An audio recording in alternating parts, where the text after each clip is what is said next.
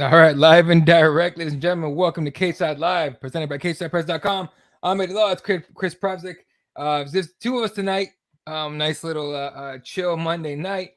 You know, plenty of happened this last weekend. The UFC card, you can say whatever you want about it. You know, a couple things we'll touch on in there, of course. But the big event of the weekend ended up being the big event of the weekend. Bellator 277, San Jose, California. We'll go into the controversial part of it first, I think, actually. So Corey Anderson, Vadim Nemkov goes, what, 3 rounds? Almost 3 rounds? Yep, 4 or 5 seconds until the third round was over. So first round, and I'll say my piece, and you could see if you agree or not. Okay, the first round was kind of like it could be anybody's round. Second and third was Corey Anderson putting in work. That to me was not a mistake. That was Corey Anderson putting it to Nemkov, and Nemkov not having an answer for him. End of the third round, accidental headbutt. We'll add a little detail here in a second, or if you want to, you can.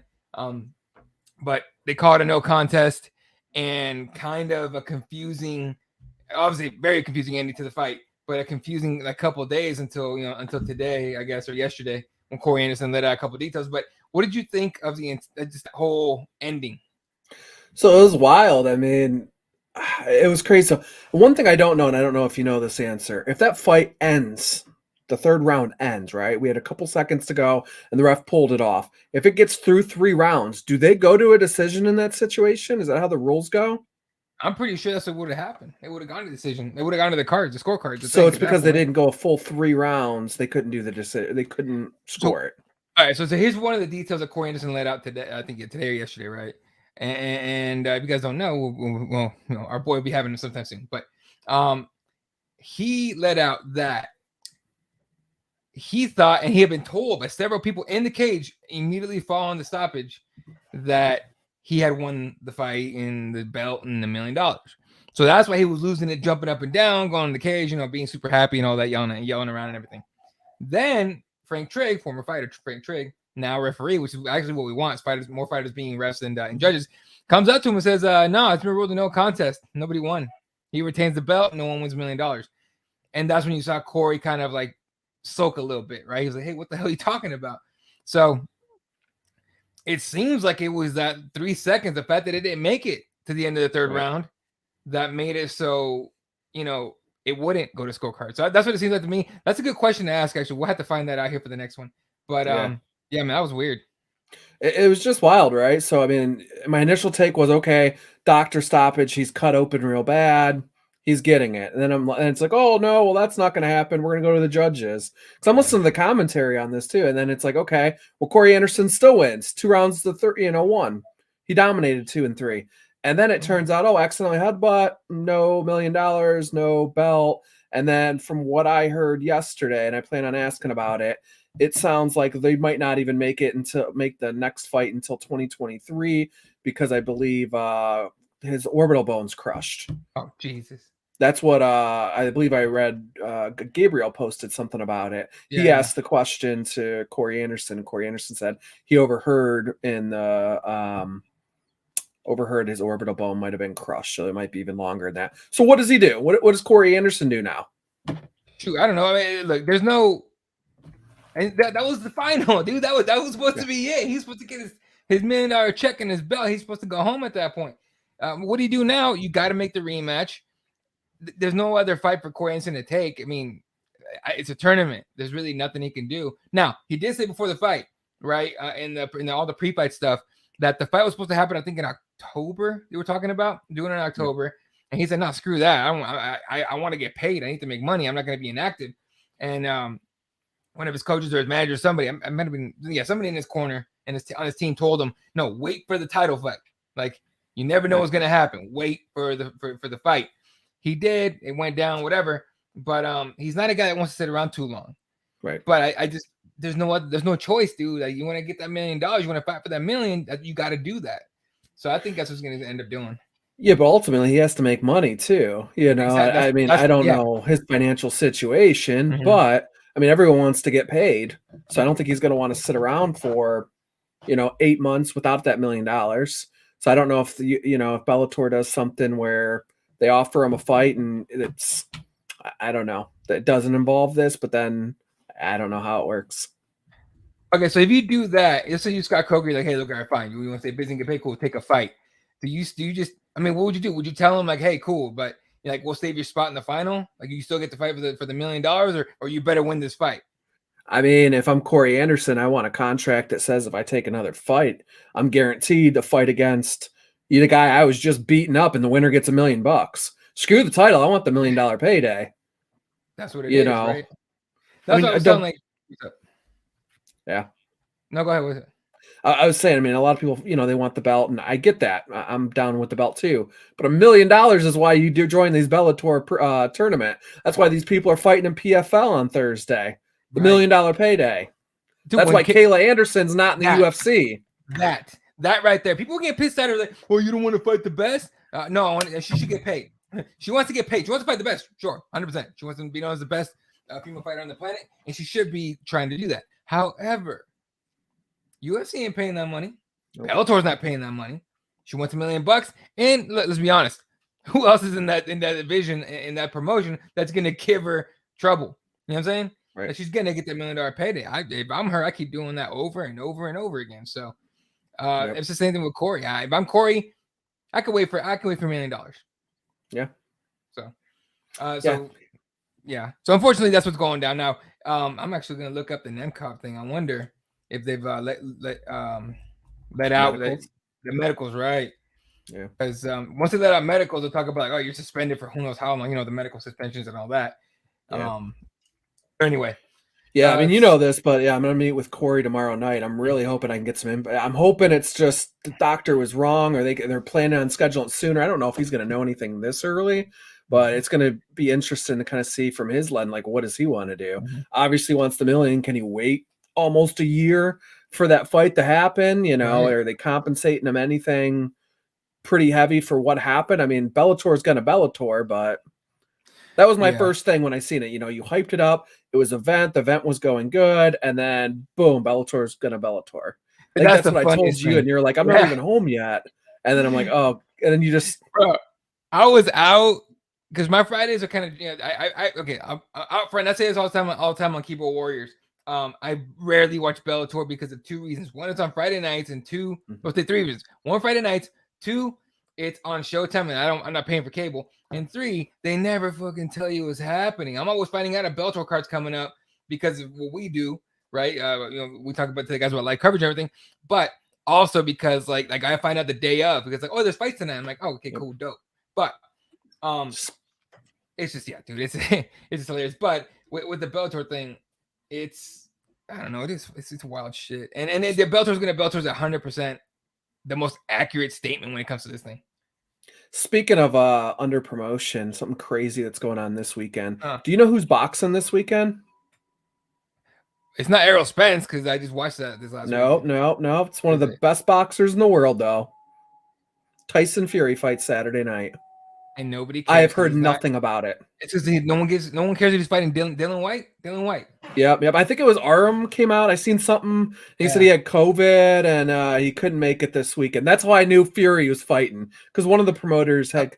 I'm gonna watch it. I love Fury, but I didn't. Bob Arum has COVID. One of them is. I don't know if that's the right guy. Don't quote me on that. Somebody had COVID. One of the top promoters. I don't know why he's sticking in my head. Mild symptoms, like nothing bad. Whoever it is, he just can't go into the crowd. I was gonna say the one person everyone should be worried about. Dana White wouldn't be. Is Arum getting fucking COVID? But that's probably Eddie Hearn or something like that. Anyway, okay. So Tyson Fury's fighting this weekend. Dude, I don't care if he's not fighting Anthony Joshua. I don't care. Yeah. Unfortunately, Joshua screwed that up. Right, losing to who did he lose to? The Russian cat. Usyk, something like that. Yes, I believe that's who it was. Again, like it was crazy. And funny enough, I was watching Mike Tyson on Joe Rogan's podcast today, and it reminds you like the heydays of heavyweight boxing, right? Look, you could talk about Triple G and Canelo's the best boxer in the world, and Floyd Mayweather, great, cool. The king of everything boxing is the heavyweight, right? The heavyweight champion is the king of everything, the baddest man on the planet. And we don't have a very stacked heavyweight division that will actually fight each other. You know, we had damn, who did Tyson just beat the crap out of? It's like the biggest fight in a long time. I did check. Aram does have COVID. Oh, boy. I had double checked to make sure I wasn't like just throwing shade or being Good luck, crazy. big Let me dog. see it. Good luck. I don't like you, but good luck. Tyson Fury. But I'm gonna look it up and see who he just beat. I don't follow boxing as close. I love watching like Tyson Fury and Anthony Joshua and the guy who just kills everyone with one hit. Wilder. Wilder. Yep. Sorry. My boxing's not close, but we had those three guys: Joshua, Wilder, and Fury, and then you know, Andy Ruiz tried to make a jump in that, but unfortunately, he decided not to work out too much for the second fight. But anyway, yeah. So boxing's the thing. So getting back to Bellator, so that happens. And now Corey Anderson gave out a little detail here that I didn't know. Apparently, Corey Anderson was the one that told the ref, "Oh, I hit him in the head, like I did the headbutt." Yep. That right there, it's like, damn, should you not have? Okay, if you're Corey Anderson, do you say anything? Because I'll tell you right now, if I'm Corey Anderson, I don't say shit. All right, because I'm told don't stop fighting until the ref stops it. So I think he was afraid at that point. So he said when he looked into his eyes, there was blood all in his eyes. Mm-hmm. So that's why he said there was an accident. I think he was genuinely worried something happened when they hit the heads. So he was being a good person. Unfortunately, it cost him $1 million doing the right thing. But if he doesn't say anything, the ref probably doesn't stop it, and then you're at a decision. You know, because you got 3 rounds in. I don't know. Yeah, no, that's what I was like. Like, man, I gotta applaud Corey Anderson for what he did, because that's really good sportsmanship and everything. But boy, if you're telling me $1 million on the line, I'm gonna wait those 3 seconds to say anything, if I say anything. Like, the ref didn't stop it. Ref, did you see it? That's your job to stop him. Just to stop it, not mine, yours. You know what I mean? So, you know, Corey Anderson's the kind of guy that stands by his decision, so he's not gonna. I really don't think he's the kind of guy that's gonna be like, oh, should I have done that or whatever. I think he's gonna stick by what he did, which is cool. You know, it is what it is. But yeah, now it's gonna cost him a year, and I mean, who knows? And now we got to fight again. What's to say Vadim Nemkov doesn't, you know, work his ass off and find a way to win that fight? Right, because now he's already felt them. He knows what to work on. I mean, and Corey Anderson, it was 2 and 3 was his easily. That's when they stopped it. I was like, oh, cool. Yeah, Corey's gonna get decision. Cool. Yeah, I was like, okay, well, whatever. It's over. He got the headbutt. Let's get him $1 million. He deserves it. And then bam. I was like, you've got to be kidding me. I was texting my buddy. I was like, oh, it's over. You know, Corey Anderson won. We're like, wait a minute. He might not have won. Wait a minute. It's a no contest. I was like, this is ridiculous. It's just whack. No, because I was following it on Twitter from where I was at. And then I got in my truck and I was driving home. And that's when you said Bellator going to Bellator. And I go, what happened? Damn it. Like, you know, so because I thought it was over too. All right. The main event of the whole night, the whole reason everyone was there, AJ McKee. Hey, what's going on? ¿Cómo estás? The whole reason everyone was there in the first place, AJ McKee defending his belt against Patricio Pitbull from the start. And I'm taking it from AJ's walkout, not Pitbull. Pitbull did, you know, the usual thing. AJ comes out with a rapper.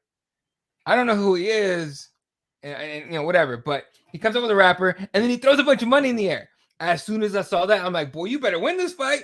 Like, you better win this fight, son, because if you go out there and lose, egg on your face, goes out, fights 5 rounds, loses the decision, Pitbull retains his belt. By the way, Pitbull's undefeated in rematches. Yep, whatever that means to you. Yeah, whatever that means to you. Do you know what the attendance was at the in San Jose, by any chance? I don't. I can Google it though. Go for it. So anyway, so you know, they Pitbull gets the belt back and all that. AJ McKee, like, he was surprised by the decision. Like, his face, he was like, oh, you know, let me find a picture of that while we do that. But AJ McKee was surprised by the decision, which I thought was hilarious. Now, mind you, every fighter thinks they won. Who was it? His dad who told him he was up 4 rounds, nothing? Is that who it was? Yeah. So someone in his corner. I don't know if it was his dad. Yeah. Let me see. Oh, here's a picture. This is the best, because as soon as I saw this, I'm like, oh, he's seeing all the egg on his face. And I'm not saying it in a mean way. I don't wish ill on him whatsoever. But bro, Tell me you were surprised. Come on, man. Like, I know his corner was telling him the wrong stuff, but damn. I mean, I thought it was a close fight. I could have seen it probably maybe go. I can't remember what I scored it at. Maybe I scored it 49-46, the initial watch. I can't remember. I had it for Pitbull based on if I remember correctly, based on the effectiveness of his striking and everything, and the pressure he was putting on AJ and everything. Look, Pitbull came out calm. That first fight, he came out like a bat out of hell, and AJ was able to take advantage of that and finish him. But you could say that first fight, Pitbull got caught. So now we're 1-1. We have to have a trilogy. Yeah. Like we got. Sorry, I can't find the attendance. Okay. I was trying to look it up. Can't find it. I know they had. I know they because Bellator likes to talk about that all the time. So I know it's somewhere. So apologies here, Jesus. But yeah, dude, it was a wild night, and it was like because you were talking about it a little while ago. Like the event was going so well, and then the co-main happened, and it kind of took the air out of the whole building to me, anyway. Because that was a good fight. The main event was good, and it was kind of. Honestly, I thought AJ McKee was going to steamroll him. That's what we talked about last week. I think the majority of us had McKee. I don't know if all of us did or not, but I was wrong. I should have threw a little bit of money on Pitbull. That was stupid how big those odds were. I should have put at least a flyer on it. I looked at it and I was like, hey, maybe no, AJ is going to just dominate him.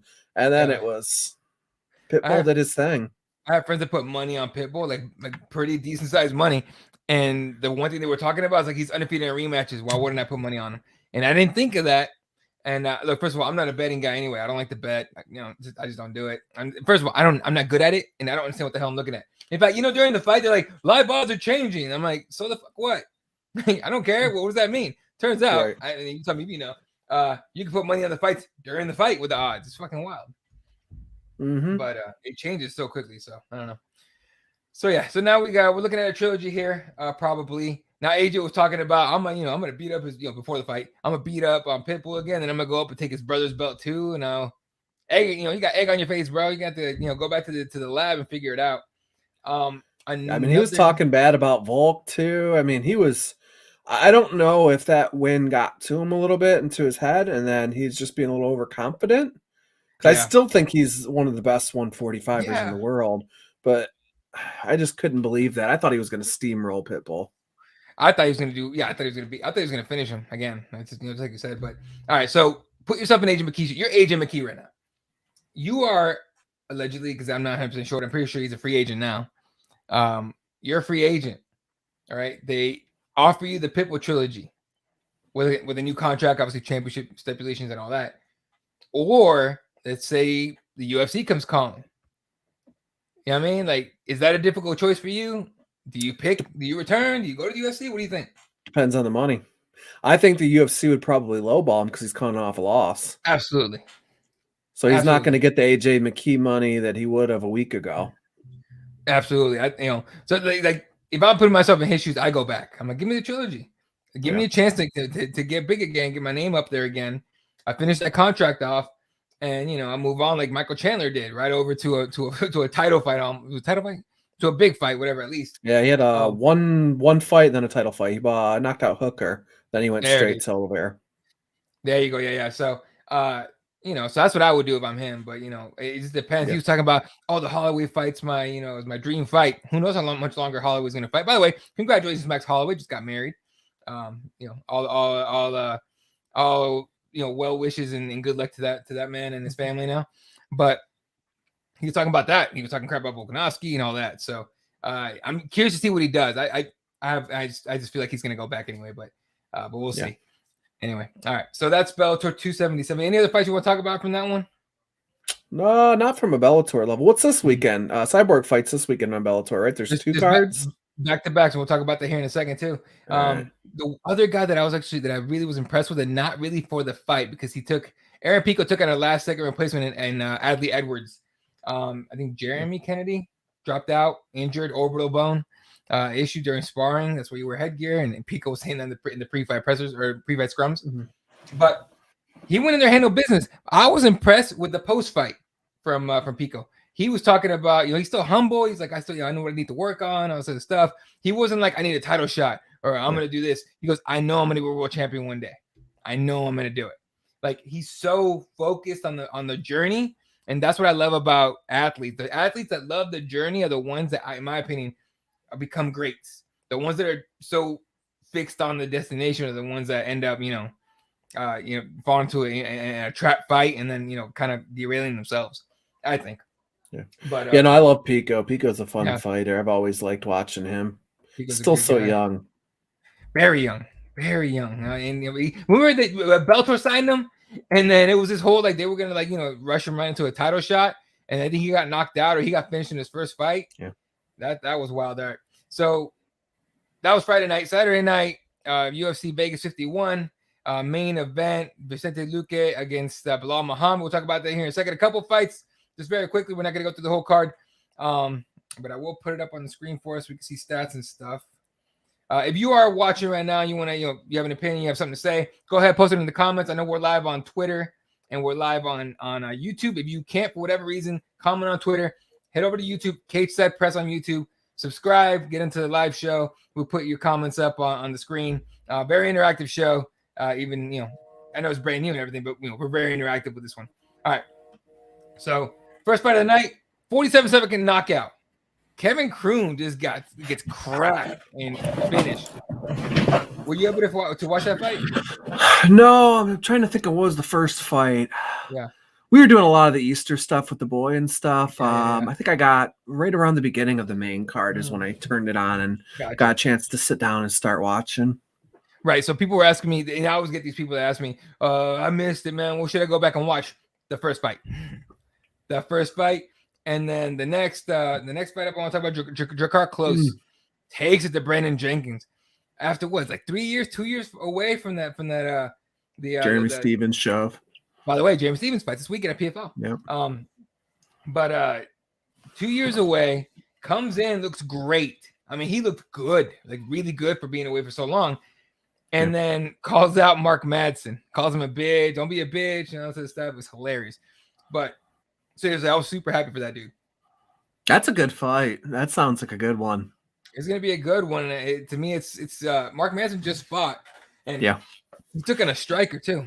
And, who did he beat? He was the underdog in the fight, I think, too. He took on a striker. I want to say it was Vince, because I think Alex Vince Michelle.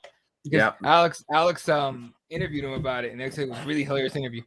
But yeah, dude, it was it's a Mark Madsen show at that point. Honestly, it was closer than a lot of people had that fight. But I think Klose called his shot, went for it. If Jeremy Stevens still in the UFC, please believe you'd be calling out Jeremy Stevens. But that ship has sailed. All right, and then we go over to the main card. Andrew Fiala with the first round TKO of Miguel Baeza, kind of surprising a lot of people. And then the main event, very quickly, 5-round fight. Belal Muhammad did what he had to do to win. Straight up. He very lateral, right? Like he was like left and right. And he would make Luque overcommit on his strikes. And when he did that and he got his body out of position, boom, shot. Take him down, beat him up. Any chance that Luque had to throw up a submission, Belal would get the hell out of dodge, get back up, and back to the same game. Just over and over and over, and it worked perfectly. So now those guys are 1-1.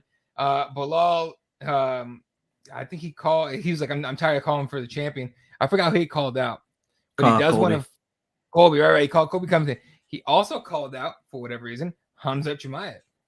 That to me was super interesting. Now, Khamzat just beat the number 2 in the world, so I don't think it's gonna happen, but that would be to me an interesting fight. Like, can Belal use that kind of strategy with Khamzat?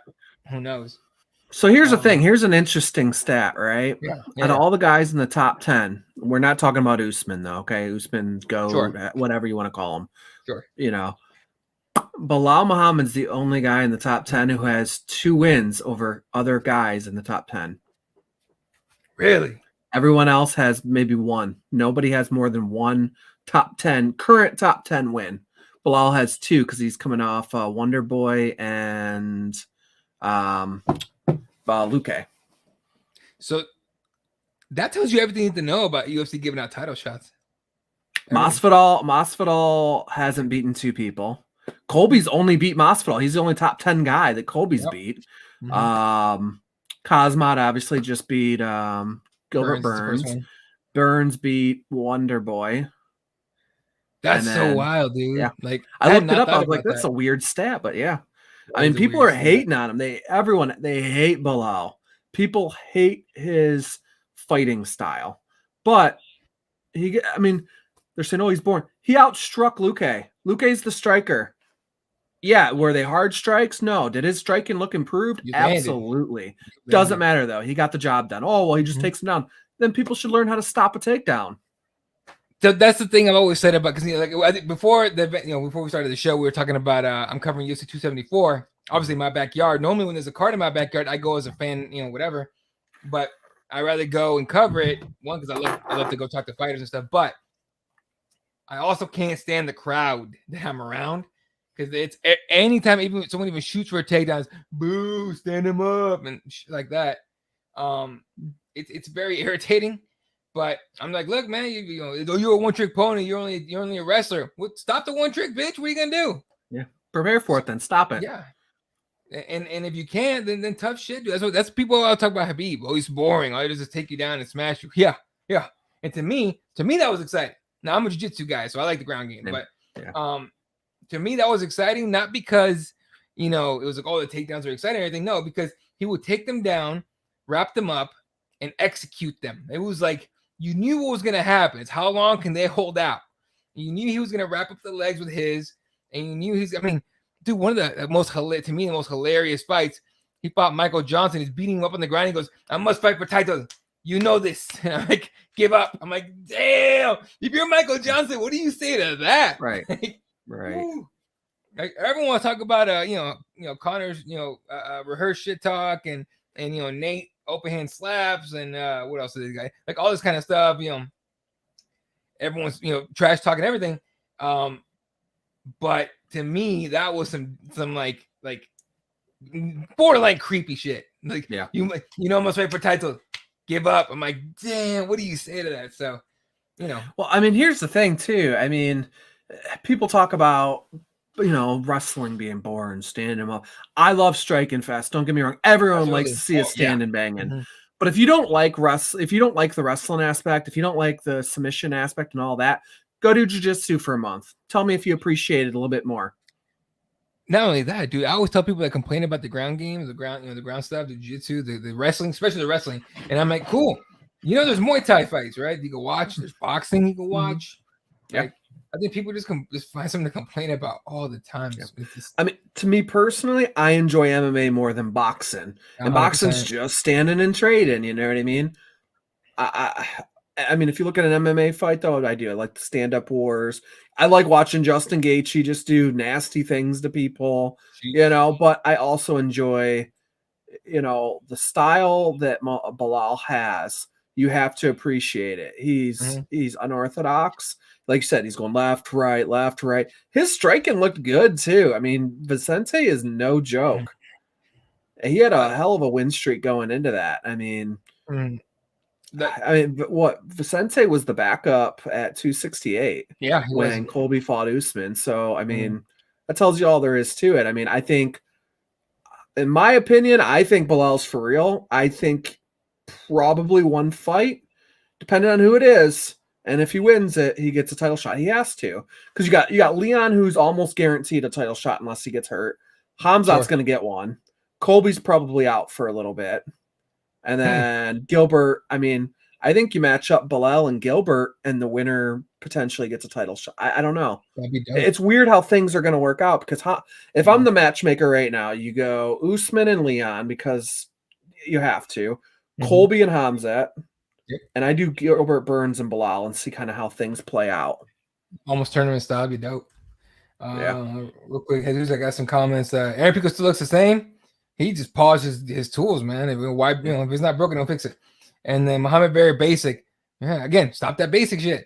Stop it. If you can't, it's so basic, they'd be beating them. You're right. You would think, right? But the thing about Luque, though, in this fight, he was low. He was trying to get the one hitter quitter, and I always.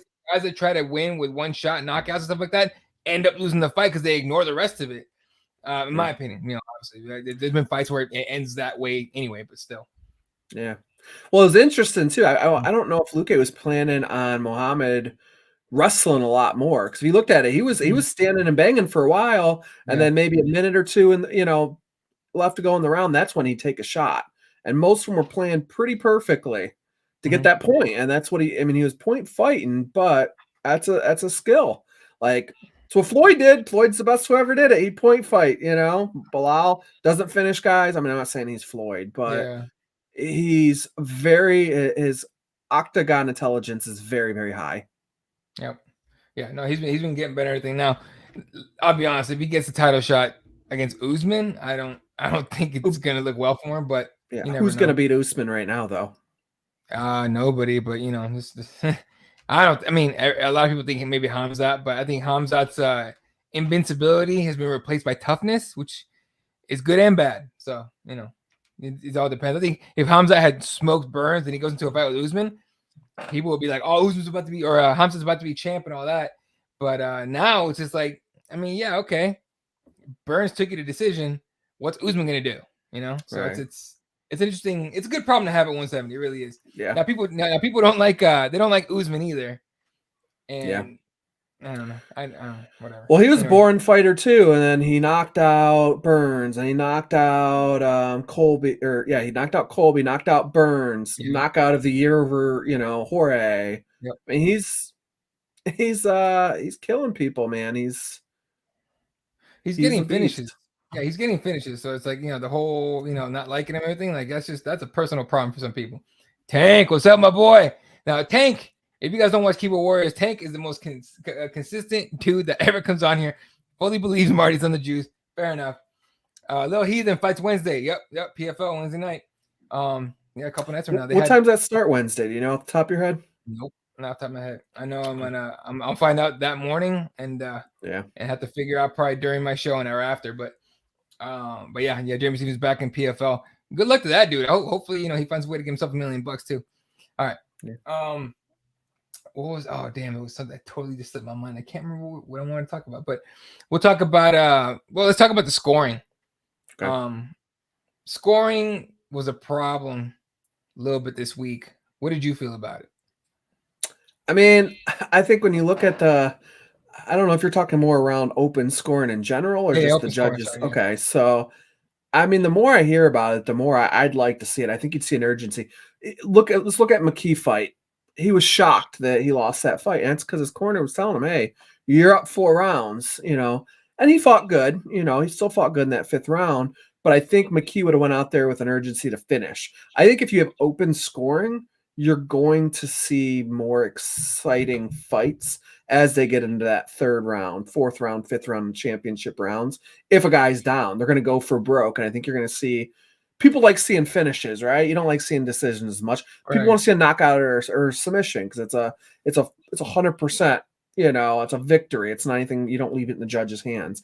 That's why if they had the open scoring, I think you're going to see people shooting. Even if it's a bad shoot and the other guy knocks them out because of it, you're going to see a definite finish. Right. I don't know. I don't know why they haven't went to it. Yeah, I can't think of what a negative would be. I don't know, dude. Like the 10-point system is a boxing system, right? And it doesn't really work well for MMA, but we just go on with it because it's been around for a while. I think first of all, like, it'd be great to go to open, right? It'd be great to do the pride thing. The pride thing would be dope, right? Just to do the whole fight all together at the end, cool. But we're so deep into the 10-point system that switching it over will cause so much chaos. I almost wonder if commissions are like, screw it, we've gone too far. We've gone too far. We're not changing this. Yeah. This is what it is, man. Commissions aren't the look at the history of boxing and commissions and mob bosses and mafias and stuff like that, and tell me that they give a shit about changing things for the better. Anyway, but if I'm not mistaken, I want to say in the Belal Luque fight, I want to say Luque corner told him he was up 3 rounds too, didn't they? Get out of here, really? I don't know. I'd have to rewatch the fight. I thought they told Luque he was up 3 rounds going into the 5th. I could be wrong on that though. I mean, that's why it kind of stumped my brain. I'm like, this is twice in a row. I'd have to rewatch the fight and listen to the corners, but I want to say going into that 5th round, they said he was up 3 rounds to 1. Someone did him. They didn't do him no favors and shit. Yeah. I had Belal taking every round. Yeah, I think I gave Luque 1 round. Yeah, I he can't got remember. the third, second. Yeah, I can't remember exactly. Yeah, because he put it on Belal for a second, but he just I don't know. He made no adjustments, dude. He changed nothing during the fight. It was the exact same thing. Just stumble, cut him off, and then swing big. And I'm like, dude, just touch him, just touch him. But he didn't. So yeah. All right, so that was UFC Vegas 51. And then we open scoring. It's just something that I just don't think it ever happened, but it'd be nice. It'd be nice. And, you know, I think it'll take like somebody overseas doing it and showing how effective it really is. And I don't know, does ONE FC do that? One Championship or Risen? I don't know. I don't follow them as closely, to be honest. Yeah. I tried. So a lot of times that stuff's just so late. I think it was Jay. He's like, "Are you guys watching Rise in the night?" Yeah, the other night, and I'm like, "Dude, it's Easter. I got to get up in a couple hours with the kid." And of course, he woke up at like 5:30. Yesterday was rough. We ended up napping at like 4:00, waking up at 8, and then we were up all night. I'm like, oh, it was fun. Easter was good, but there was no way I was watching Rising at like 1 in the morning. I was too late for me. I set an alarm because my kid usually wakes up around 7:00. So still, because he's still really young.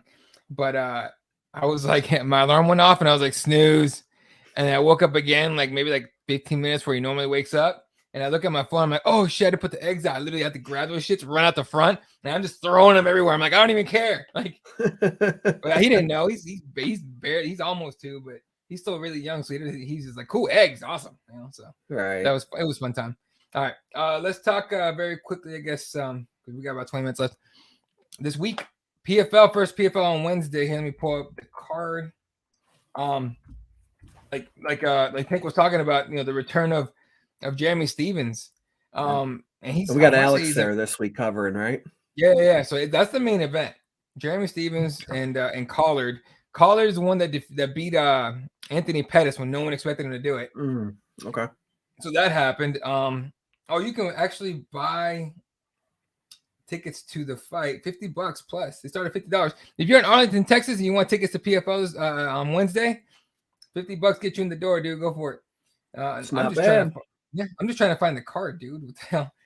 So anyway. That's one thing I've noticed about the other organizations. They're not great about putting their card out. Like even on Bellator, I was trying to look up the card on Thursday, and I seen 2 fights on it, and I'm like, what's the undercard? And then finally, I think, was it Friday night or Friday afternoon or something, I looked it up, and I was able to see like the 4 main card fights and like 1 prelim. It's not user friendly finding it on their website. With at least the UFC, it's pretty user friendly 8 out of 10 times. Go to Google, type in UFC, and they have cards on there. Google puts them up for them. So I always type in Google, and it's boom, main prelim. You do Bellator, it's tough. I pulled up the card. I want to say this is accurate, but I'm not going to put it on the screen. Undercard doesn't really have anybody big. Rob Wilkinson against Bruce Soto. Clinton Williams against Corey Hendricks. Omari Akhmedov. Omari Akhmedov against Victor Pesta. Martha Nielsen against Teodoros Jesus, the last names, fellas. Stevie Ray against Alexander Martinez. And Emiliano Sorte against Josh Silveira. And then in the main card, Olivier Aubin-Mercier taking on Nathan Schulte. I think both guys are UFC guys. Shoeface, Antonio Carlos Jr., Carlos Zapato taking on Dylan Monte. Rosh Manfio against Don Madge. And then Clay Card against Jeremy Stevens. Cool. It's all great stuff and everything. So fun fact about Carlos Jr., which is kind of awful. He said in the last year with PFL, he's made more money than his 18 or 13 fights with UFC. People. I didn't know he fought that many times, and he definitely didn't win the PFL championship, did he? No. So he didn't win the $1 million, but I don't know. I don't think he did. Let me find out. But he and the thing about the pay in the UFC is that like no other organizations come up with a good enough product to compete with them, in my opinion. That there's really no other option, right? Like if there was another option, for example, the NFL. Now USFL just started this last weekend, and it's exciting enough. It's fun to watch, but it's never going to catch up to an NFL to start dragging guys away from that. Like that's what I'm talking about. Like if you don't have a good enough product in another promotion, like you're not going to be able to pull these guys from the UFC, and then in that case raise pay. You know what I mean? Like all these people want a fighters union. Good luck.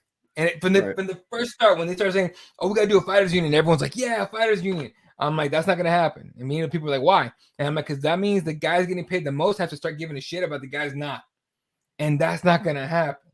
It's a very individual sport. These guys got families. These guys got very short careers. They're not gonna stifle their winnings and their earnings and everything to help the little guys. They're not. You know what I mean? Like exactly. It would have taken back in her her heyday, it would have taken a Ronda making a stand. It would have taken a Conor back in his heyday taking a stand. John Jones, whoever. And none of them are going to do it ever. I mean, look at Nagano's kind of talking about it right now, and his career's kind of iffy with the UFC. Look what's going on. What I mean? Look how the UFC's treating him. And Nagano is a big name, big boy, and a big name. He's the heavyweight champion, and I mean, he's shared his frustrations, and he's not been, dude. They're not happy with him. Look at how Dana White pushed Conor against Floyd. Pushed it like hell. But Conor was a company guy at that point. Francis, not a company guy, talks about fighting Tyson Fury. He's like, "Oh, no one's gonna watch that. Yada yada. I'm not gonna let it happen. Whatever the fuck." Like, come on, dude. Like, if Ngannou was just like, "Yeah, I'm all about the UFC and everything. I'm definitely gonna come back," he'd be pushing the hell out of that fight. Like, come on.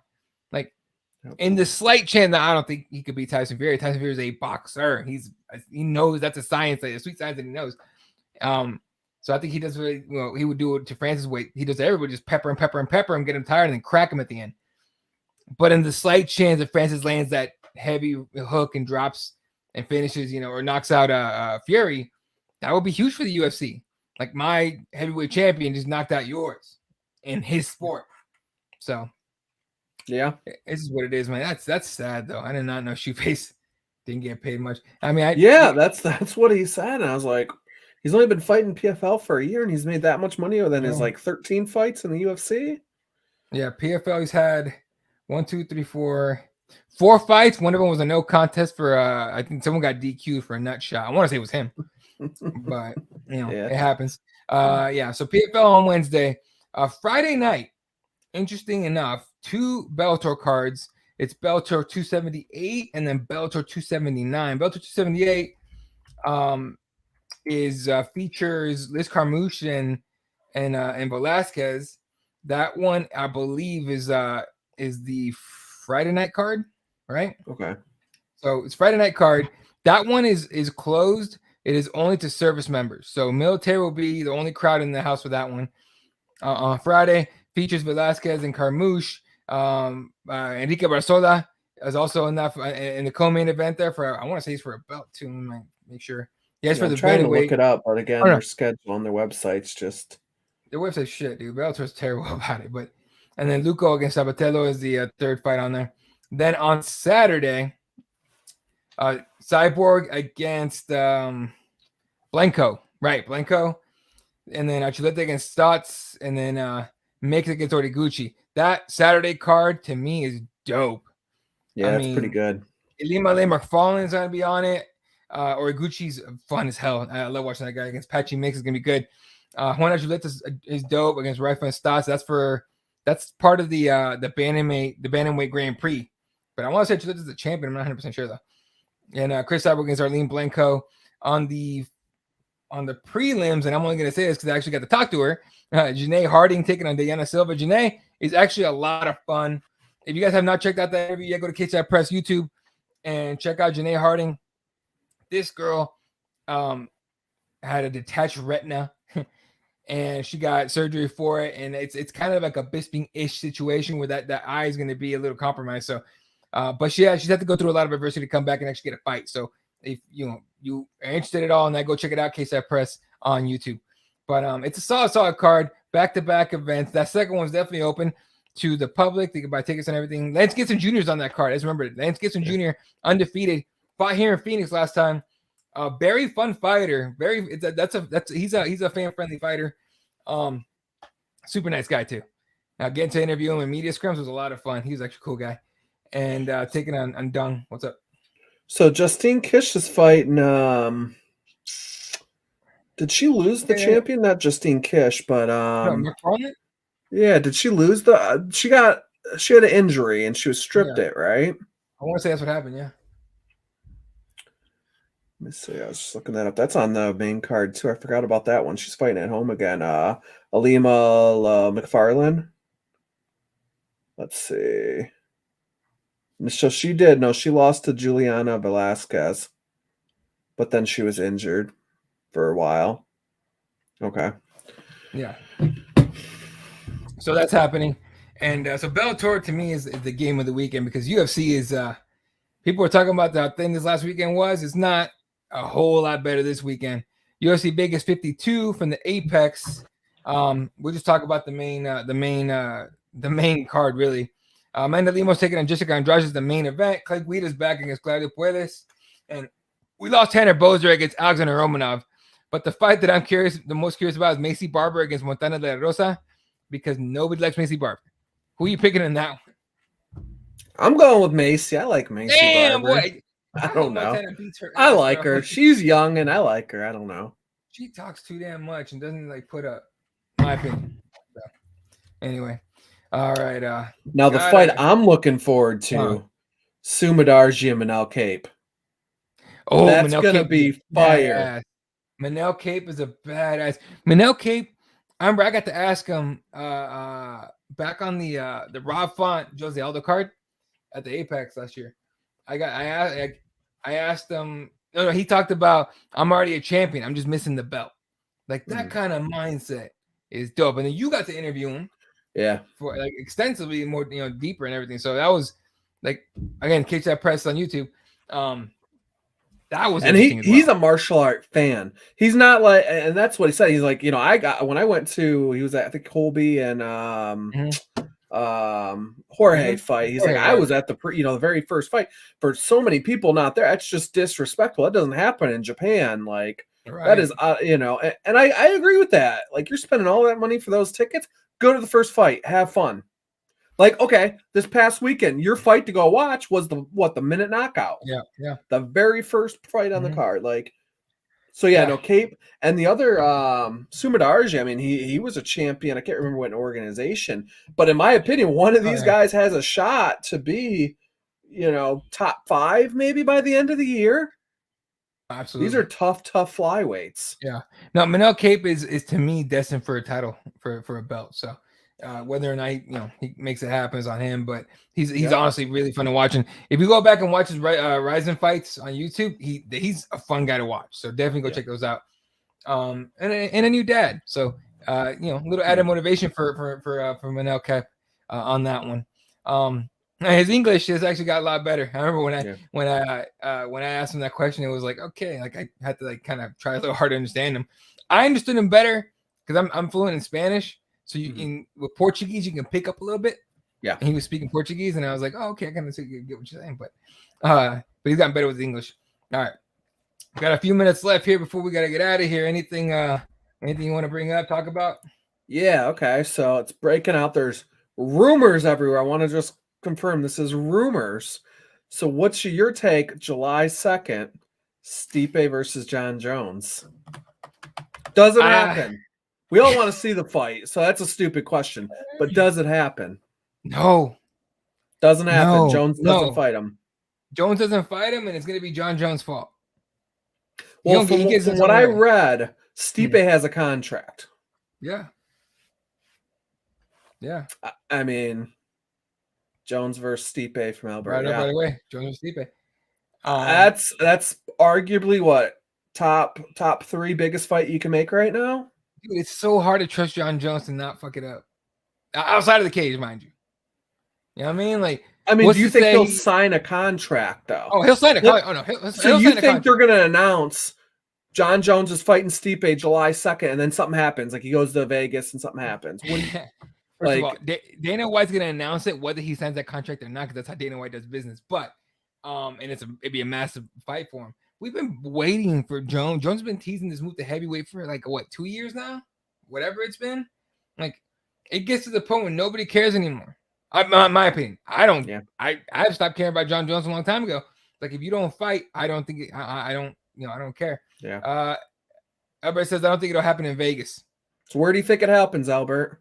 When? What Look, month? Give me a month. Give for me a John- year. For John, never. No, for John Jones' sake, not in Vegas. Every time, and his brother just got traded to Vegas, and I just signed with the Vegas Raiders. All right, Chandler Jones, former Cardinal, stabbed me right in the heart. But well, I mean, they former were talking, Cardinal, I think, about a card in Dallas or Anaheim at the end of July or August or something like that. So maybe he goes there. I know he's fought in Houston, so Houston's pretty safe. 277. So that would be the end of July. Targeted right now, that July 30th card. I put him anywhere but Vegas. In fact, I put John Jones on a Dallas card if possible, or a Texas card. Yeah, that's where he fought his last fight. Even Houston a Florida against card. Reyes. Even a Florida card, I put him in there. No, put him in Canada. You want to put him in Canada?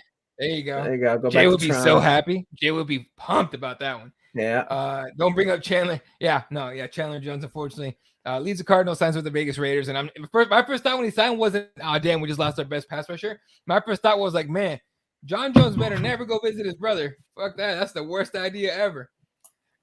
Ever since Dana's gone back on his word before, but he said he won't have him in Vegas anytime soon. He shouldn't have him in Vegas ever. That's the worst place. I mean, you watched the body cam video of John Jones from getting arrested? Yeah, it was bad. A lot of people were laughing at him. I felt sorry for him because I was just like, this guy's sick. Yeah, he's sick. Don't feed the disease. Get him into an arena. The fight's going to happen, and he can concentrate and be John Jones. Yeah, that dude couldn't make it 24 hours in Vegas without doing something crazy. That's just wild shit. Anyway, all right. Anything else you want to bring up besides that one? I don't know, man. I'm going through my head like what's going to happen, where are these fights going to land? I mean, we got Usman and Leon, right? So that's probably going to happen. I'm assuming sometime in July. Depending on what happens with John Jones and Stipe, if that fight comes to fruition. I mean, I don't think you're going to put both those fights on the same card. No, so you can line both of them up there. Does Dana bring that to London? Jones or no, Leon and Usman. I would. He said he really wanted to. Maybe that's something that could happen. Albert says, can you imagine Jones in Vegas single? No, here's the thing about Jones. He doesn't have to be single. Okay, he could be married as fuck. He'll still do something crazy. Anyway, International Fight Week, doesn't it? Nunes Pena fights since Tough starts May 3rd. Well, there you go. That makes sense. June, July. Yeah, you know what? I don't think it would happen. That's going to be the end of all. I think it'll happen the end of July or beginning of August. Because Tough's about 8 weeks? So they'll have it on the finale probably at Friday night. I don't know, maybe. Yeah. I don't know. Yeah, it's a tough one to figure out. No, but I think you do that Leon Usman fight in London. That'd be dope for the overseas crowd that doesn't really get big giant fights anymore. They've only gotten fight nights the last couple of times. I want to say. And I mean, you got to do Izzy and Cannonier somewhere, right? So that could probably headline with maybe. Honestly, I think at this point they could probably headline Dustin and Nate. Yeah. If they ever do that has more appeal to me than Colby and Masvidal did. Are they ever going to do that fight, Dustin Nate? Every time I've heard about it, like I heard it was almost done, and it's always contract issues. It's been almost done so many times. The problem is you're on Nate's last fight. Mm-hmm. So you and I know that Nate and Conor probably sells. It'll sell more than Nate and Dustin. So I think if I have no like internal knowledge or anything like that, but I think if UFC says, hey, we'll give you Dustin, but you have to sign an additional 1 fight deal with us, I bet you that gets it done. Because then they can make that fight. They sign Conor end of year sometime, whenever Conor's legs working right. Yeah, and then the news, not news. It's they put it on the rumor rags. So Nick Diaz fighting again. He wants to fight again.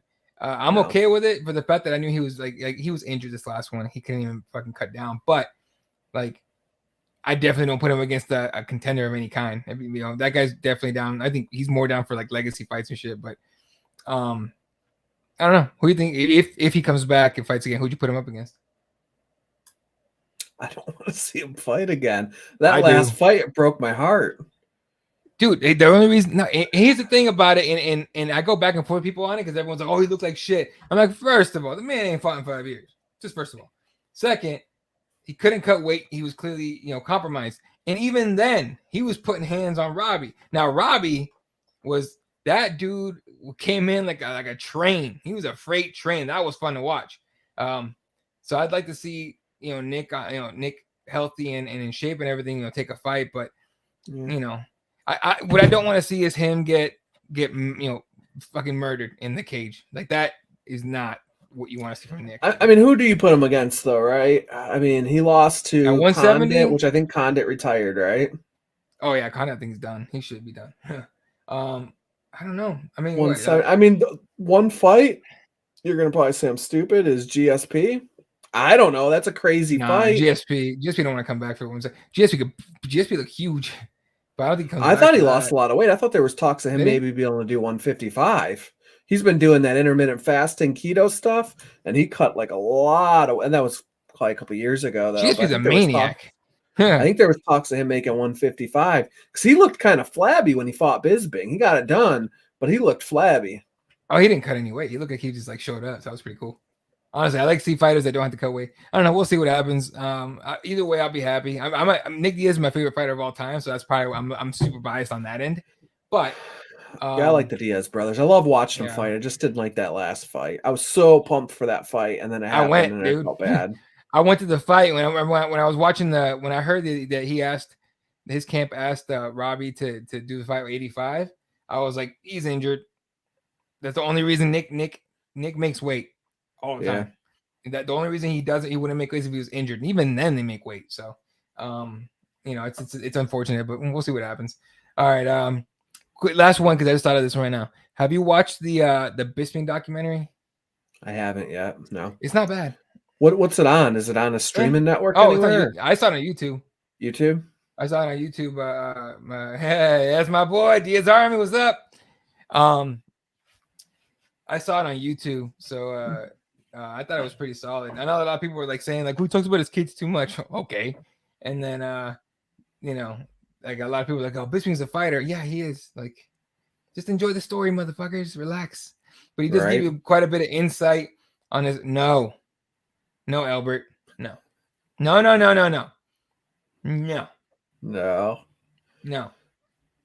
As much Masvidal ain't been looking, he's what, 3 losses in a row now against wrestlers, right? Yeah. Nick's not wrestling anybody, so anyway. Yeah. So if they make it, then who? I don't know, dude. I don't know. I'd have to think of quite a while. I wouldn't mind seeing him against Cowboy, but I think Cowboy has a fight already coming up. So yeah, Lozen, and you're going to it. You're covering the fight. Lozen, opening up 274. Would be insane. And again, he's fighting at 274. If Tony Ferguson wanted to fight at 170, we want to see a bloody war between two fighting maniacs. Tony Ferguson and Nick Diaz TVs would explode. That'd Nate be fun. And Tony would be crazy, but Nick and Tony would be huge. So that'd be a lot of fun. That would be a fun one. Yes, you'll be there too, my boy. That's right. Yeah, so it's in our backyard, so it's gonna be a lot of fun. You know what though? Main event this weekend. Lemos Andrade. Who are you picking? Andrade. I like Lemos. But I think Andrade is the heavy-handedness is gonna land her a good shot. Yep, I'm gonna go the same way. There you go. All right. Well, if that's gonna do it for us today, ladies and gentlemen, appreciate everyone tuning in. Albert, everyone that tuned in, you guys are dope as fuck. You can follow Chris right there. His handle at CProject89. I'm at Eli32 on Twitter. We're at Cageside Press on Twitter, Facebook, Instagram, all over the place. We got Alex at PFL. We're also covering the Bellators, and we're busy. It's a busy week for us. We'll be all over the place for it. So CagesidePress.com for all your coverage. Hang out with us this week. Albert's taking Andrade as well. Hey, appreciate you, my boy. And love you too, buddy. Got big things coming up. All right, we'll see you guys next week on Cageside Live. For myself, Chris, Alex, Timothy, everyone, Jay, everyone, the whole Cageside Press, and Gabriel, of course, the whole Cageside Press team. We love you guys. Good night. Catch you guys next week.